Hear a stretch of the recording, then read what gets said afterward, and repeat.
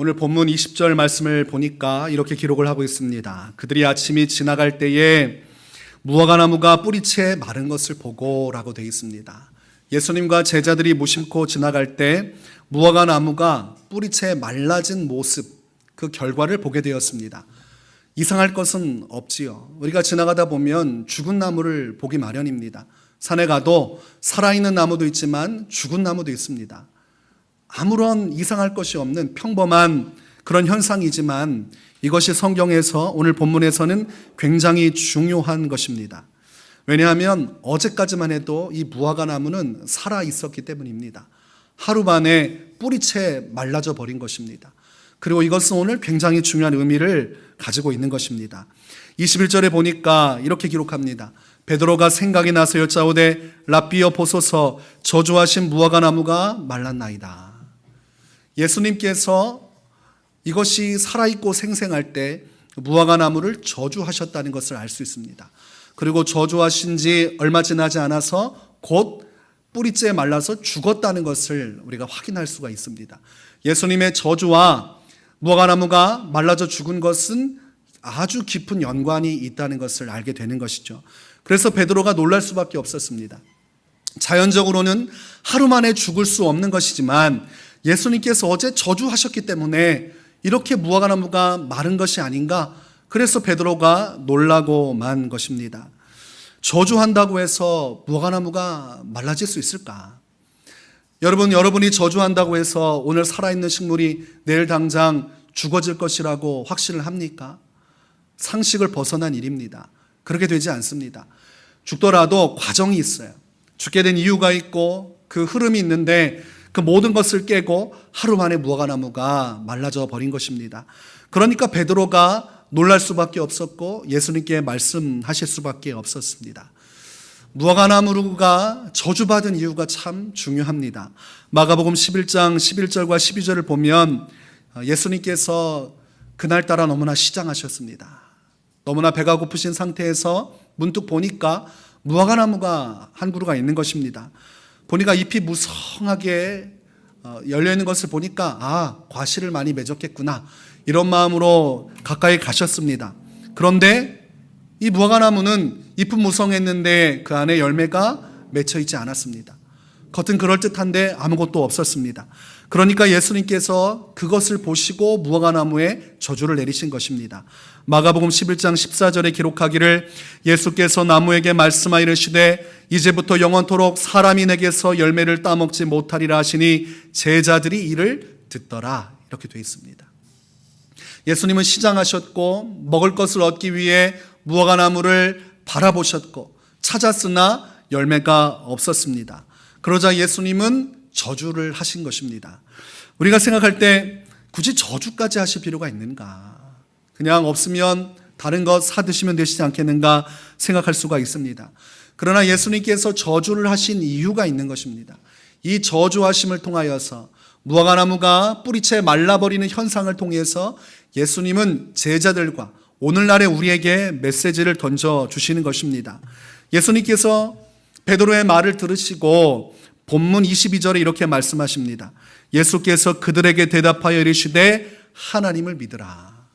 저주하셨고 무화과나무는 말라 죽어버렸고 그리고 결과적으로 예수님은 메시지를 던져주시기를 하나님을 믿으라고 말씀하십니다.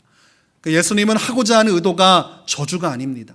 무화과나무가 말라져 버리는 것도 아닙니다. 중요한 것은 하나님을 믿으라는 메시지가 중요한 것입니다. 우리가 현상이 있지만 중요한 것은 그 현상이 일어날 때에 어떻게 해석을 하는지가 참 중요합니다.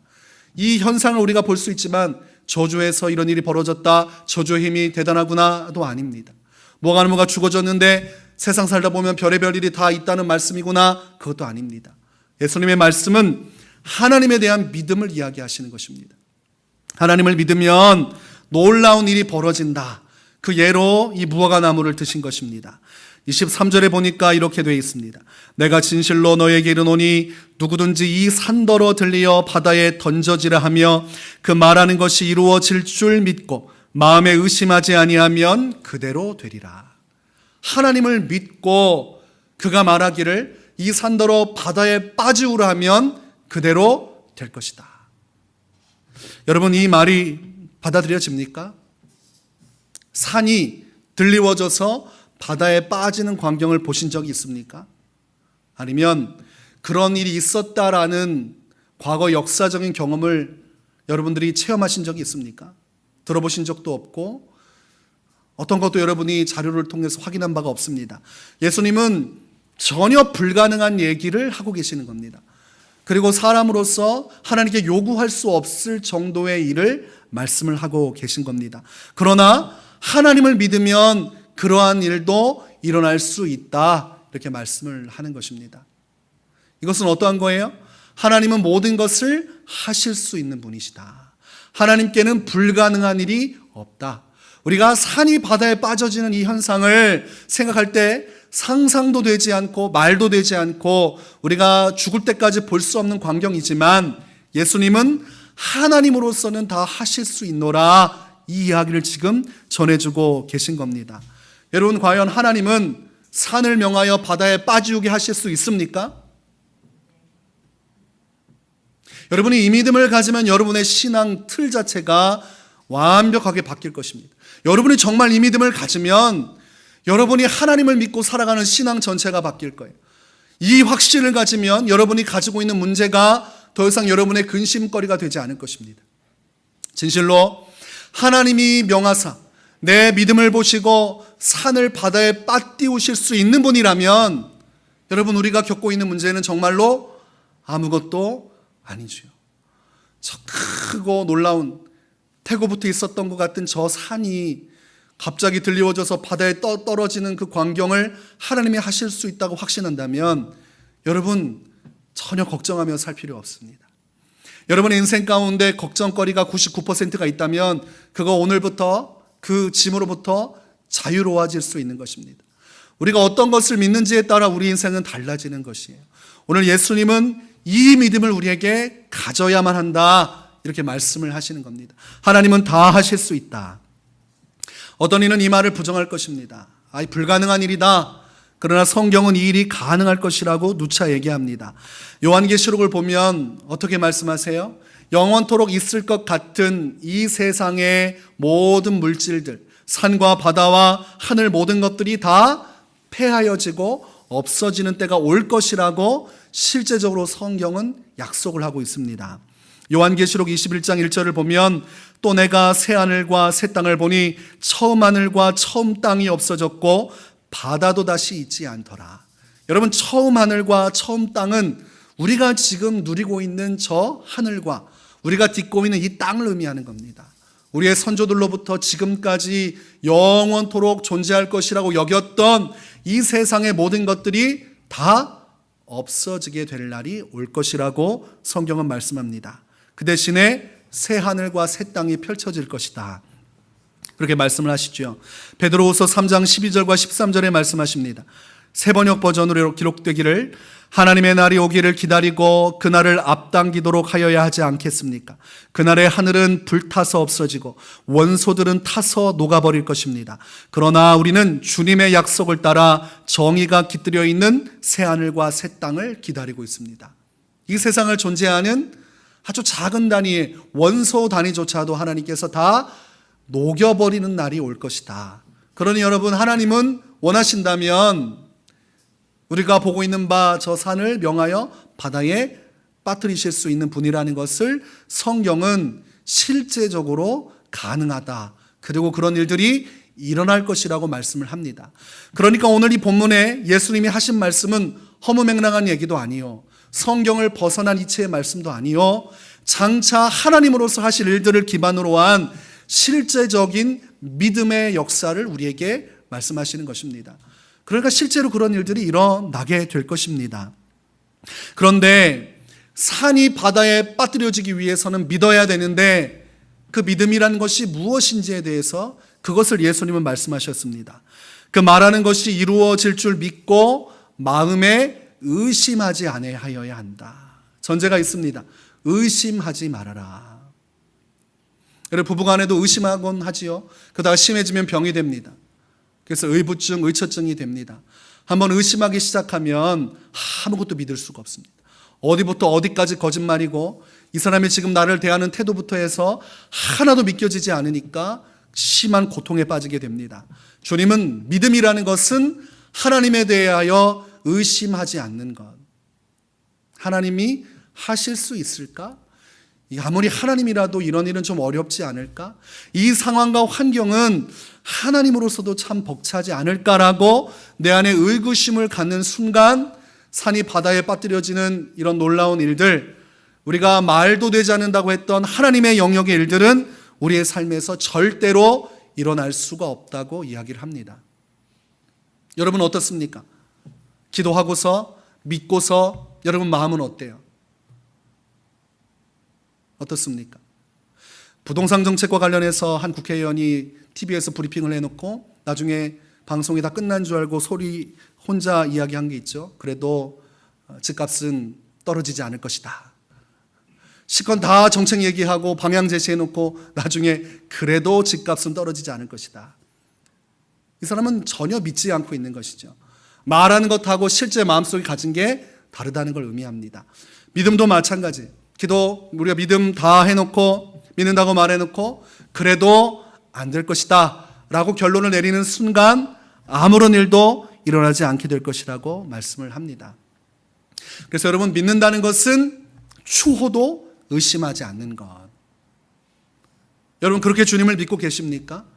여러분이 지금 붙들고 있는 기도 제목, 간구의 소원을 가지고 주 앞에 그러한 마음으로 서 계십니까?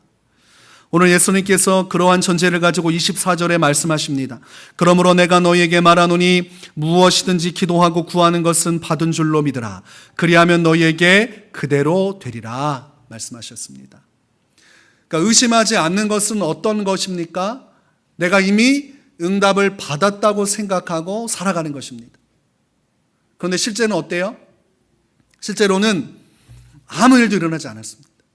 실제로는 아무것도 눈에 보이지 않고 하나님이 살아계신가 싶을 정도로 눈에 보여지고 나 자신을 설득할 수 있는 어떤 사건이나 누군가에게 자랑할 수 있는 사건이 아무것도 일어나지 않았음에도 불구하고 이미 받은 줄로 믿고 기도하며 나아가는 것, 그것이 하나님께서 일하실 수 있는 역사하시는 대전제 조건이라고 말씀을 합니다. 여러분 기도하고 나서 어떻게 신앙생활 하셔요? 어떻게 생각하십니까? 현실을 보면 자꾸만 마음이 힘드니까 현실을 외면하려고 하죠. 그러다가 현실을 보게 되면 마음이 무너지는 것을 느끼게 됩니다. 요한복음 14장 14절에서 예수님은 내 이름으로 무엇이든지 내게 구하면 내가 행하리라.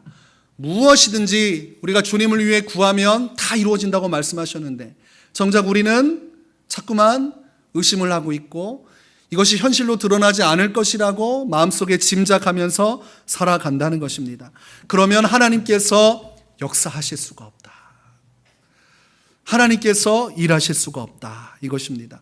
그래서 믿음은 아무것도 없는 우리가 광야 한복판에 서 있지만 이곳에 거대한 하나님의 나라가 이미 이루어지고 완성되었음을 바라보면서 살아가는 것입니다. 현실이 있지만 현실을 보는 것이 아니라 하나님으로서 이미 응답하신 그 결과를 보면서 끝까지 기도의 자리를 지켜나갈 때 추호도 의심 없이 이미 이루어진 그 하나님의 역사를 온전히 주목하고 묵상하고 바라보면서 나갈 때 그것이 의심하지 않는 것이고 그럴 때 하나님의 역사, 산이 바다에 빠뜨려지는 역사가 일어나게 될 것이라고 말씀을 하는 것입니다. 큰 바의 얼굴이라는 책이 있습니다. 이 책은 어니스트란 어린아이에 대해서 기록을 하고 있어요. 이 어린아이가 있는 마을은 하나의 전설이 있었습니다. 마을 앞에 있는 큰 바위 언덕에 새겨진 그 얼굴을, 그 형상을 가진 사람이 나타나서 마을을 구할 것이다. 이런 전설이 있었습니다. 이 어니스트란 아이가 이 꿈을 가지고 있었습니다. 그래서 매일마다 큰 바위 얼굴을 바라보면서 저런 위대한 인물이 나타나기를 소원하고 그리고 바라보았습니다. 그런데 시간이 흘러도 인물이 나타나지 않는 겁니다. 청년 시절, 장년 시절, 노년 시절이 지나도 아무런 역사가 일어나지 않는 거예요. 문득 그 사람이 성장하게 되었고 설교가가 되었어요. 많은 사람들 앞에서 설교를 하는데 문득 회중에 있던 한 사람이 큰 소리로 외치는 겁니다. 여러분 저기 보십시오. 어니스트의 얼굴이 마치 큰 바의 얼굴과 같지 않습니까? 사람들이 주목하여 보니까 정말로 그 큰 바의 얼굴과 같은 그 자비로움과 인자함이 그 얼굴에 가득한 것을 사람들이 보게 됩니다. 어린 시절부터 계속 바라보았더니 결국은 그것이 자신에게서 성취된 것을 말씀하는 것입니다. 믿음이라는 것은 바라보는 것인데 하나님께서 내게 이미 그 일을 행하셨음을 바라볼 때 그것이 우리의 인생을 변화시키는 것입니다. 여러분 지금 기도하면서 무엇을 보고 계십니까? 차디찬 현실을 보고 계십니까? 아니면 하나님께서 이미 이루어 주신 응답을 보면서 끝까지 여러분의 신앙을 지키며 의심 없이 나아가고 계십니까? 요한복음 11장 41절을 보면 예수님께서 나사로의 무덤 앞에서 기도하는 장면이 나옵니다. 이미 나사로는 죽어서 썩어졌고 냄새가 났습니다. 단지 예수님은 이미 다 끝난 상황에서 무덤 문 앞에서 돌문을 옮겨놓고 하나님께 기도를 하십니다. 그 기도를 성경은 이렇게 기록합니다.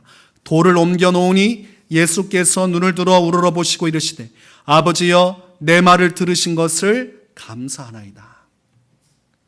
아무런 변화가 없지요. 나사로는 이미 죽었습니다. 그리고 유족들은 울고 있습니다. 다 끝난 상황이지만 예수님은 뭐라고 말씀하세요? 내 말을 들으신 것을 감사하나이다.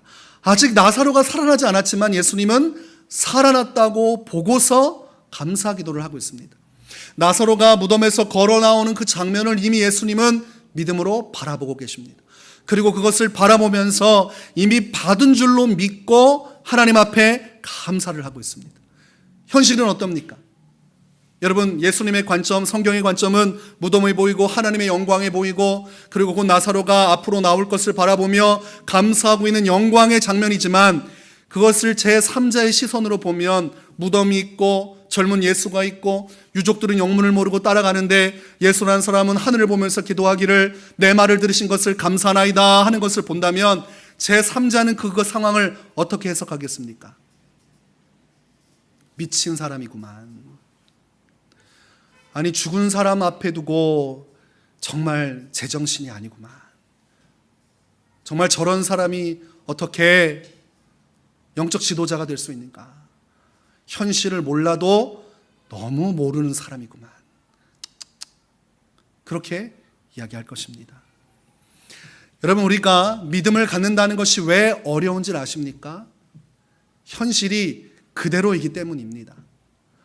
뭔가 큰 변화가 순식간에 일어나면 힘을 받아서 끝까지 믿을 텐데 참 아이러니한 것은 나는 믿고 있는데 현실이 그대로일 때 그때 우리가 엄청난 괴리감을 갖게 된다는 것입니다. 이게 믿음의 후폭풍이라고 그래요. 믿고 나간 만큼 현실이 냉혹할 때 사람은 충격을 받습니다. 누구라도 믿음을 갖고 나가면 이 충격에 부딪히게 되어 있습니다. 사람이기 때문입니다. 사람이기 때문에 보여지고 만져지고 느껴지는 현실을 무시할 수가 없는 겁니다. 근데 내가 믿음으로 바라본 것과 내가 실제 지금 보고 느끼는 것이 너무나 큰 차이가 날 때 사람은 충격을 받습니다. 내가 남편의 구원의 문제를 놓고 기도하고 있어요. 교회 와서 하나님을 바라보면서 심령이 뜨거워져서 막 기도하고 갔어요. 남편이 교회 성전에 앉아서 찬송하는 모습을 바라보면서 눈물 흘리며 예수님을 만나는 모습을 바라보면서 막 뜨겁게 기도했어요. 집에 갔더니 남편이 신발을 집어던지면서 어디 시간이 남아 돌아서 교회 갔다 오냐고 막 욕설을 하고 머리를 자꾸 흔드는 그 현실을 경험할 때 여러분 어떨 것 같습니까? 머리를 잡고 머리끄댕이를 흔들고 있는데 그때 그 사람이 어떤 마음을 품을 것 같아요? 엄청난 혼란과 부딪히게 되는 것입니다. 현실 속에서 믿음이 막 흔들리기 시작하는 거예요. 아니 이렇게 아무것도 일어나지 않는데 아무런 변화도 일어나지 않는데 나는 지금 뭘 하고 있는가 싶은 마음이 그 마음을 막 뒤흔들 것입니다. 그래서 의심하는 것이 현실과 내가 믿음으로 바라보는 것 그 차이가 너무 크기 때문입니다. 그러니까 심적인 충격을 받는 거예요. 깜짝깜짝 놀라고 무섭고 믿어봤자 소용이 없다는 결론으로 치닫게 되는 것입니다. 기원전 44년에 카이사르라는 인물이 동료 의원 14명에게 죽임을 당합니다. 카이사르는 로마 최고 권력자였고 이제 자신의 권력을 잡은 다음에 공화정을 없애고 자신이 황제가 되려고 하다가 결국은 암살을 당한 것입니다. 수많은 사람들에 둘러싸여서 칼로 죽임을 당할 때 그가 마지막에 본 얼굴은 자기가 사랑하고 아꼈던 브루터스였습니다. 자신의 아들, 자신의 사랑, 정말 귀하게 믿고 생각했던 그 브루터스가 자신에게 칼을 꽂는 모습을 보고 큰 충격을 받습니다. 그래서 유명한 말이지요. 뭐라고 합니까? 아뿔싸라고 합니까? 브루터스 너 맞아. 충격을 받는 것입니다. 내가 생각하고 꿈꿨던, 그리고 내가 바라봤던, 그 믿었던 사람이 되게 칼을 꽂을 때 어떻게 너마저 나한테 이럴 수 있느냐. 우리가 하나님 한 분 믿고 믿음을 온전히 지키고 가다가 이런 충격을 받을 때가 있어요. 야, 이마저도 하나님은 응답하지 않으시는가? 어떻게 이다지도 하나님은 냉정하실 수 있는가? 믿었던 만큼 충격이 몰려올 때 이 보통 일이 아닙니다. 조영기 목사님께서 여의도 순복음교회의 성전을 세울 때 그 일화가 있습니다. 그 당시 여의도는 허벌판이었고 개발도 되지 않은 상태인데 하나님께서 목사님의 마음에 감동을 주신 거예요. 성전을 건축하라. 아무것도 없지만 믿음으로 성령의 감동을 따라 수많은 양떼들이 성전으로 몰려오는 것을 바라보면서, 확신하면서, 그거 하나 바라보면서 강행했습니다. 성도들도 많이 걱정하고 두려움이 많은 일이었지만 그냥 진행했습니다. 믿음을 가지고 하나님의 역사를 의심하지 않고 앞만 보고 가고 있는 겁니다. 주변 둘러보지 않고 오직 말씀을 따라 의심하지 말고 가자. 그래서 열심히 앞만 보고 가는데 이게 문제가 생기기 시작하는 거예요. 갑자기 어려운 문제가 생기기 시작하는데 그 당시 중동 석유 파동이 일어납니다. 그러면서 이 건축 공사가 힘들어질 수밖에 없습니다. 달러에 대한 원화 가치가 막 치솟기 시작하고 건축 자재값이 막 폭등하기 시작하는 것입니다. 많은 성도들이 실직을 하니까 헌금이 줄어들기 시작하는 거예요. 현실이 뒤죽박죽으로 섞이기 시작하는 겁니다. 내가 믿었으면 현실이 바뀌어야 되는데 현실이 더 곤두박질 치니까 감당이 되지 않은 거예요. 은행의 융자는 축소됐고 부채 압박이 들어오기 시작했습니다. 더군다나 건축상의 기술 문제가 생기면서 공사가 전면 중단됐습니다. 여러분 이럴 때 어떡합니까? 재정 다 끌어가지고 지금 불가능한 일을 믿음 하나 가지고 하고 있는데 이 문제를 누가 어떻게 해결합니까? 국제 정세를 누가 바꿀 수 있습니까? 개인의 교회가 바꿀 수 있습니까? 개인의 목회자가 바꿀 수 있습니까? 환율이 치솟는 거 어떻게 막습니까? 성도들이 실직하는 거 이거 어떻게 할 겁니까? 그리고 공사가 엎드러져서 그냥 움직이지도 않는데 이거 어떻게 해결할 겁니까? 답이 없는 것입니다. 믿음으로는 바라보았는데 현실은 냉정한 것입니다. 그러니까 아무리 믿음이 있는 사람이라도 이렇게 현실이 오면 충격을 받는 것입니다. 이 충격파가 이게 그대로 조영기 목사님한테 온 거예요. 감당이 되지 않는 겁니다. 그러니까 하나님 앞에 어찌할 바를 모르고 그 공사 현장으로 가보니까 앙상하게 골조만 남겨져 있고 아무런 일도 진행은 안 되고 재정도 없고 이것을 벗어날 방법도 없으니까 하염없이 눈물만 나는 거예요. 근데 조영기 목사님이 그때 말하기를 하나님 이 성전이 허물어져서 내가 여기서 깔려 죽게 해주십시오. 차라리 그러면 순교라도 하고 끝날 텐데 이거 이러다가 교회 다 넘어가고 성도들 다 쪼개지고 이거 다 박살나면 이 일을 어떻게 감당할 겁니까? 개인이. 어떤 마음으로 시작했어요? 믿음으로 시작했어요. 하나님의 말씀을 믿고 하나님을 믿으라 해서 믿음으로 시작한 거예요.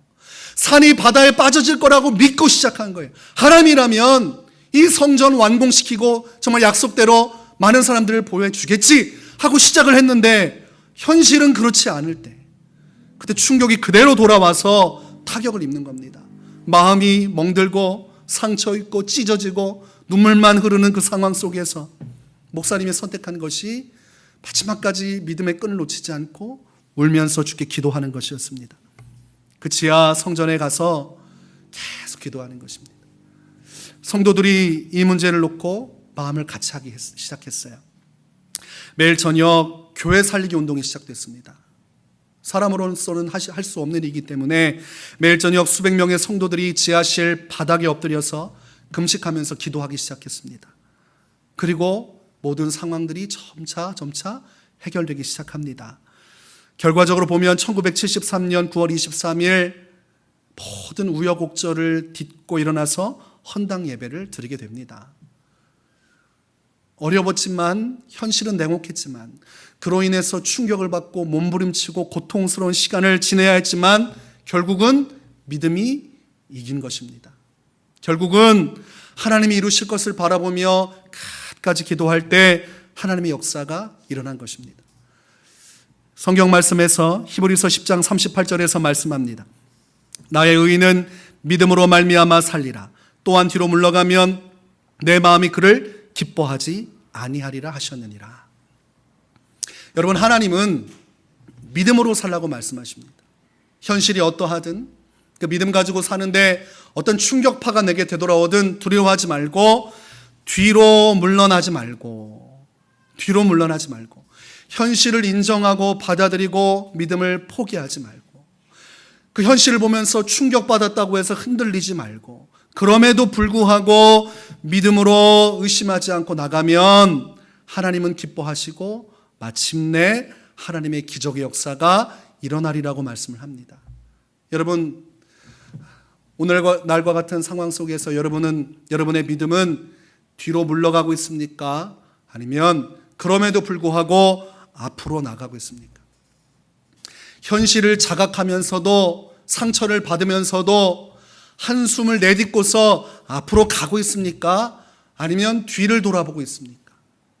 성경 말씀에 소돔과 고모라 성에 하나님의 유황의 피가 쏟아지면서 심판이 내릴 때 뒤를 보다가 망한 여자가 있죠. 롯의 아내였습니다. 앞만 보고 하나님의 역사를 보고 갔어야 되는데 끊임없이 뒤를 돌아보다가 그의 믿음 없음으로 인해서 하나님의 심판을 받았습니다.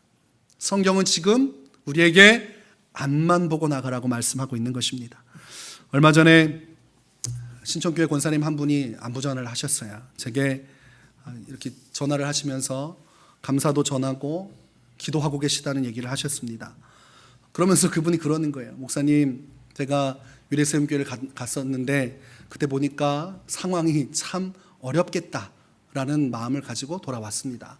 근데 목사님 얼마 되지 않아서 목사님께서 간다고 하실 때 너무 놀랐습니다. 그러면서도 이걸 어떻게 막아야 되나 싶은 마음도 있었고 그러면서 마음속에 그래도 목사님이 기도하셨으니까 하나님께서 말씀하신 게 있으니까 무슨 뜻이 있겠지 이런 마음으로 목사님을 응원했습니다. 지금도 그런 마음으로 기도하고 있습니다.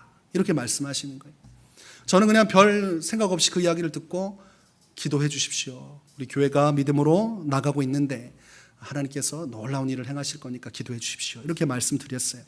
그리고 한 주간 동안 우리가 특별 저녁 기도회를 드렸지요. 네, 아주 기쁜 마음으로 했습니다. 육신적으로는 피곤했어요. 제가 참 체력이 안 좋은 것 같아요. 별것도 아닌데 그렇게 이게 피곤한 거예요. 낮에만 되면 한 30kg짜리 쌀을 제 어깨에 올려놓은 것처럼 그냥 새벽 예배 끝나고 나서부터 계속 그렇게 막 압박이 오는 거예요.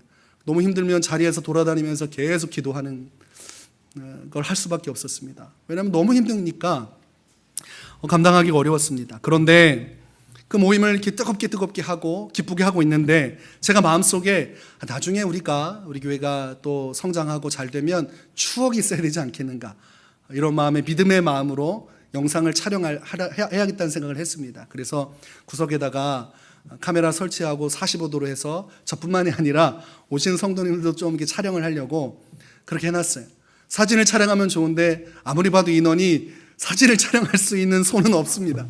아내는 여기서 반주하고 있지, 애들은 뛰어다니고 있지, 그렇다고 장로님 보고 찍으라고 할 수는 없잖아요. 왜냐하면 예배 인원이 줄기 때문에. 그러니까 영상으로 촬영했다가 캡처해서 해야겠다. 그런 마음으로 찍어놨습니다. 그리고 기도회를 다 마치고 땀을 뻘뻘 흘리면서 그 영상을 확인했는데 제가 깜짝 놀랐습니다. 그 화면 안에 천사가 나타나서 깜짝 놀란 것이 아니라 그 자리가 너무 휑해서 내가 깜짝 놀랐습니다. 너무 휑한 거예요. 그래서 어떻게든 제가 마음을 다잡고 아니야, 이 정도면 많이 왔지. 그러면서 카메라 앵글을 어떻게 좀 바꾸면 좀 많이 나올까 했는데도 휑한 거예요. 수습이 안 되는 거예요. 그 휑한, 그래서 좀 앞자리에 앉으라고 하거나 좀 이렇게 한 줄로 네 분이서 서서 앉으면 좀 많아 보이려나? 혼자 이런저런 생각을 하는데 갑자기 슬픈 거예요. 너무 슬픈 거예요, 마음이. 이거 언제까지 이렇게 고민을 하면서 이 빈자리를 봐야 되는가. 그러면서 어떤 생각이 들었냐면, 지금까지 여기서 교회를 지키고 섬기셨던 분들의 마음이 어떠했을까, 이런 마음이 확 하고 들어왔어요. 제 안에. 참 힘드셨겠다. 현실이 보이니까 마음이 이제 아픈 거예요. 그리고 나서 신촌에서 우리 같이 온 성도님들이 마음이 또 얼마나 아플까. 또 여기 와서 교회를 도와주기 위해서 기쁜 마음으로 왔는데, 우리가 한 해간 코로나 바이러스 때문에 힘겨운 일이 있었잖아요. 그런 거 보면서 어떤 마음을 가지고 계실까. 그러면서 제 마음이 아파오면서 또 마음이 급해졌어요. 그래서 이러다가 이거 또 시간 지나면 안 되는데, 이러면 또 이 현실을 보게 되고 자꾸 경험하다 보면 믿음이 흔들릴 텐데, 그러면 이 교회의 미래를 누가 책임질 수 있을까. 이 책임감이 또 제 안에 오기 시작하니까 다음날 하루 종일 마음속에 하나님, 사람을 보내주십시오. 하나님이 성전을 채워주십시오. 하루 종일 그걸 제가 하고 있는 거예요. 앉아서 제 머릿속은 항상 이 성전, 제가 봤던 그 빈자리 영상이 자꾸 머리에 떠오르니까 계속 그 기도를 제가 하고 있는 거예요. 그리고 나서 또 기도회를 하는데, 또 기도하면 또 믿음이 충만하지 않습니까? 또 탁 하고 나서 또 다 돌아가시고 나서 텅 빈 자리를 보면 또 마음이 또 이렇게 말로 할 수 없는 감정이 치솟아 오르고, 현실과 믿음이 오락가락하면서 한 주를 보냈습니다. 육체는 막 피곤하지.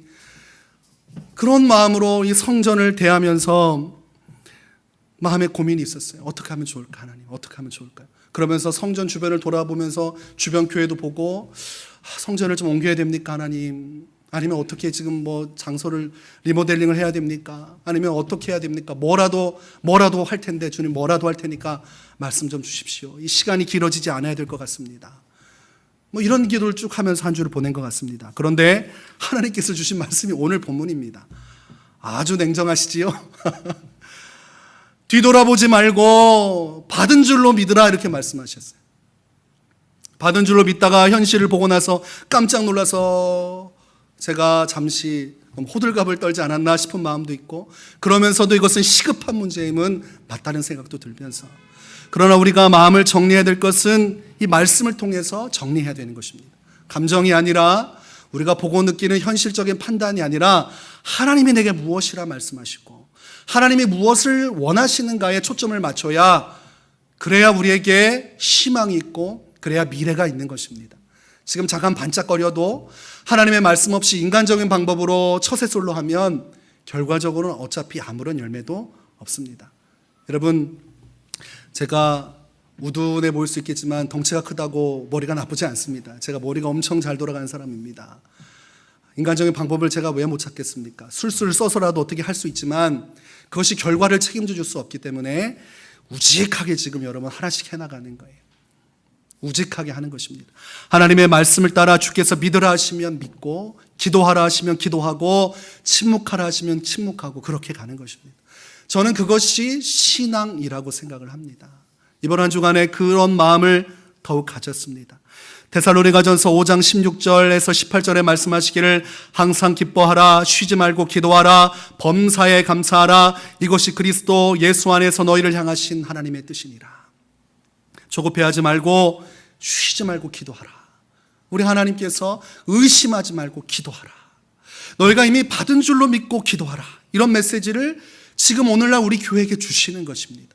현실은 차디차고 현실을 보게 되면 충격을 받지만, 우리가 믿음을 가지면 갈라디아서 6장 9절에 우리가 선을 행하되 낙심하지 말지니 피곤하지 아니하면 때가 이름에 거두리라, 이렇게 말씀하셨습니다. 그러니까 여러분, 우리는 어떻게 봐야 됩니까? 지금 빈자리 볼 것이 아니라 하나님께서 이 자리를 다 채워주셨다. 우리 장로님 옆에 아주 뚱뚱한 분이 한 분이 앉아 계시다. 아유, 자리가 비좁다. 이런 마음을 하듯이 가득 차고 넘친다. 하나님께서 이루신 그 미래적인 모습을 우리가 현실로 보는 것을 멈추면 안 됩니다. 어떻게 볼 수 있어요? 사무실에 아이들이 가득 차고 넘쳐서 엎치락 뒤치락 하다가 한 명이 튕겨나가는 모습을 우리가 상상해 볼 수 있지요. 예배실이 가득 차고 넘쳐서 이곳에서 청년들의 찬양 소리가 있고, 이곳에서 나눔의 소리가 있고, 가득 차고 넘치는 가운데 하나님을 예배하고 그 안에 소리가 기쁨의 찬송을 드리는, 온 성도가 두 손을 높이 들고 하나님을 찬양하는 그날을 우리가 믿음으로 바라보면서 기도를 해야 한다는 것입니다. 이미 받은 줄로 믿고 구하면 그대로 이루어지리라. 그래서 여러분, 우리가 지금 무엇을 바라보고 있는가? 나는 뒤를 바라보고 있는가? 믿음으로 앞을 바라보고 있는가? 나는 텅텅 빈 현실을 보고 있는가? 아니면 하나님께서 이미 내게 허락하셨다고 믿고 믿음으로 받은 줄 믿고 그렇게 살아가고 있는가? 그것이 중요합니다. 하나님은 그것만이 하나님의 역사, 산이 바다에서 던져져 빠져지는 것과 같은 역사가 일어나게 되리라고 말씀을 하십니다. 그래서 여러분, 우리가 이 신앙으로 한마음 갖기를 원합니다.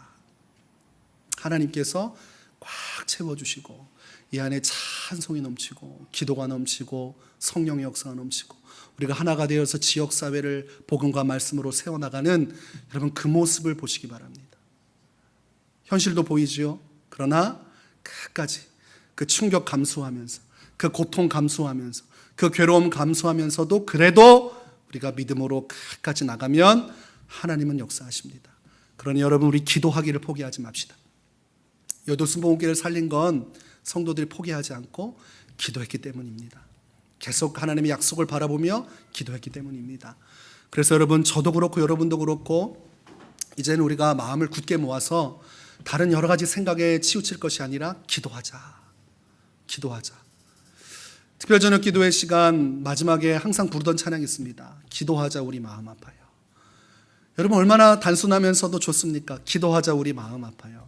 할렐루야 아멘, 할렐루야 아멘. 그 약속을 믿고 이루셨음을 믿고 계속해서 기도하는 거예요. 마음 아파요. 기도하고. 그래서 기도하면 마침내 이루어지리라. 그것이 우리에게 주신 하나님의 말씀입니다. 이 말씀 안에서 우리가 소망을 가지고 함께 뜨거운 믿음의 역사를 이루어 나가기를 주의 이름으로 축원합니다.